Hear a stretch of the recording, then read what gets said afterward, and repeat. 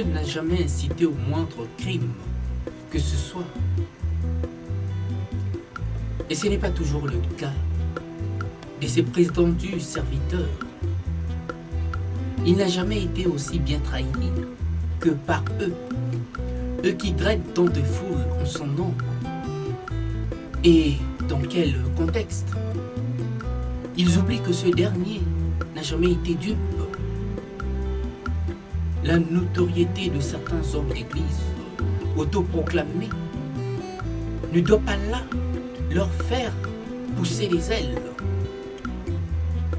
au point de torpiller les institutions par leur simple bon vouloir, et su de leur parrainage qui n'en a qu'en faire de la loi dans son bon droit. L'heure est grave. Tel est le cas de la fondation Olakiwashu et de ses barbouzes qui sont là des véritables bras armés,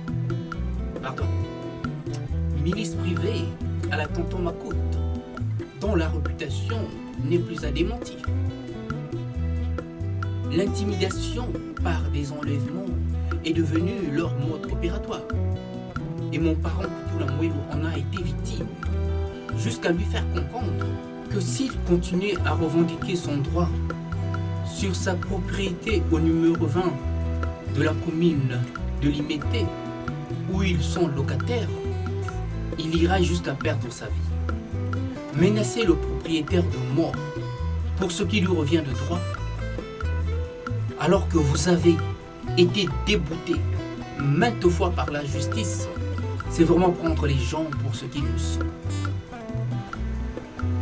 Les quelques journaux de la place qui avaient commencé là à faire état de cette situation en rendant publiques certaines informations ont été intimidés tant physiquement par des arrestations en mise en garde à vue au poste de police pour quelques heures que moralement. Alors j'en appelle à l'autorité de faire valoir son droit pendant qu'il est encore temps. Et si, par malheur, mon parent venait à mourir dans des conditions non élucidées, alors vous saurez là qui l'a tué. J'en parle pendant qu'il est encore temps de faire quelque chose et de tirer cette affaire au clair une fois pour toutes. Au moment où je vous parle, mon parent Kutula Mwelo ne jouit plus de sa totale liberté. De peur là d'être fauché par ces derniers, tout au moins par leur tonton Macoute. Alors, j'en appelle à ces hommes d'église qui par ce geste voudraient fausser la compagnie aux hommes de Dieu, de rappeler leur chien de garde à la raison avant qu'il ne soit là trop tard. Sous d'autres cieux, on appelle ça une fatwa.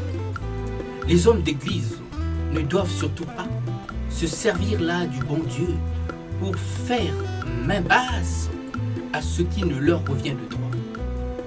Mais comment croire encore à ces pasteurs qui sèment tant le doute là où la parole se devrait d'être limpide pour une bien meilleure compréhension de tous? En croire que les vrais pasteurs n'est pas forcément celui qu'on croit, mais plutôt celui que l'on découvre par sa clairvoyance dans le sursaut, mais d'une conscience collective. À la bonne lecture des faits et dans leur contexte. Plus question de nous laisser faire par ceux-là même qui ne cessent là de ternir notre image sur le plan international par leurs controverses. Le Congolais est pluriel et ne se contente pas forcément dans la démarche de la pensée unique. Nous sommes, mais vraiment, dotés de tant de ressources de par notre propre expérience. Et c'est à nous mais à nous seuls d'en faire avant tout bon usage, avant de passer par qui que ce soit.